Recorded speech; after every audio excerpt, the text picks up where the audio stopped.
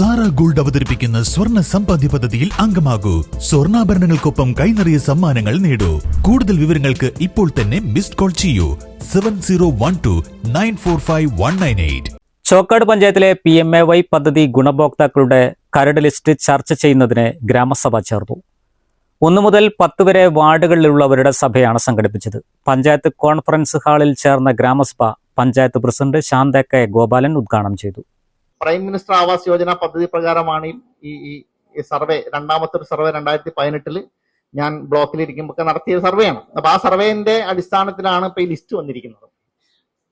അപ്പൊ ഈ ലിസ്റ്റില് ഇപ്പൊ എല്ലാം നമുക്കറിയാം, മൊബൈൽ ആപ്ലിക്കേഷനിലൂടെയാണ് എല്ലാ പരിപാടിയും നടക്കുന്നത്. എല്ലാ ഡീറ്റെയിൽസും ഇതിലൂടെയാണ്, ആളെ തിരിച്ചറിയലും എല്ലാ കാര്യങ്ങളും.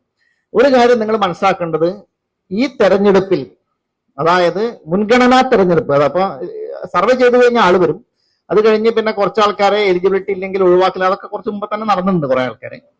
ബാക്കിയുള്ള ഈ 559 പേരെ തെരഞ്ഞെടുത്ത് അവരുടെ മുൻഗണന നിശ്ചയിക്കുന്നതിൽ പഞ്ചായത്തിന് യാതൊരു റോളുമില്ല. അവരുടെ മുൻഗണന 1, 2, 3 നമ്മറിയില്ല, മുൻഗണന നിശ്ചയിക്കുന്നതിൽ പഞ്ചായത്ത് ഇതിൽ ഇടപെടുന്നേയില്ല. അതുകൊണ്ട് ഈ വിഷയവുമായി ബന്ധപ്പെട്ട് പഞ്ചായത്തിന്റെ പ്രസിഡന്റിനെയോ മെമ്പർമാരെയോ അല്ലെങ്കിൽ ഉദ്യോഗസ്ഥരെയോ ഒന്നും ഇടപെടുത്തിയിട്ട് കാര്യമില്ല. കാരണം കംപ്ലീറ്റ് AI ബേസ്ഡ് ആണ്. ആർട്ടിഫിഷ്യൽ ഇന്റലിജൻസിലൂടെയാണ് ആളുകളുടെ എലിജിബിലിറ്റി നിശ്ചയിക്കപ്പെടുന്നത്. പുതിയ ലിസ്റ്റ് പ്രകാരം 559 ഗുണഭോക്താക്കളാണ് പട്ടികയിലുള്ളത്. പഴയ ലൈഫ് ഭവന പദ്ധതിയിലെ പൂർത്തിയാക്കാൻ ബാക്കിയുള്ള വീടുകൾക്കും ഫണ്ടുകൾ അനുവദിക്കും. യോഗത്തിൽ വൈസ് പ്രസിഡന്റ് ജുമൈല കുമ്മാളി അധ്യക്ഷത വഹിച്ചു. പഞ്ചായത്ത് സെക്രട്ടറി ശ്രീകുമാർ, വിഒമാരായ അബ്ദുൾ റഷീദ്, ആനിക്കോട്ടിൽ ഉണ്ണികൃഷ്ണൻ, സലാം മമ്പാട്ടുമൂല, റഫീഖ മറ്റത്തൂർ തുടങ്ങിയവർ പ്രസംഗിച്ചു. News bureau, Chokkad.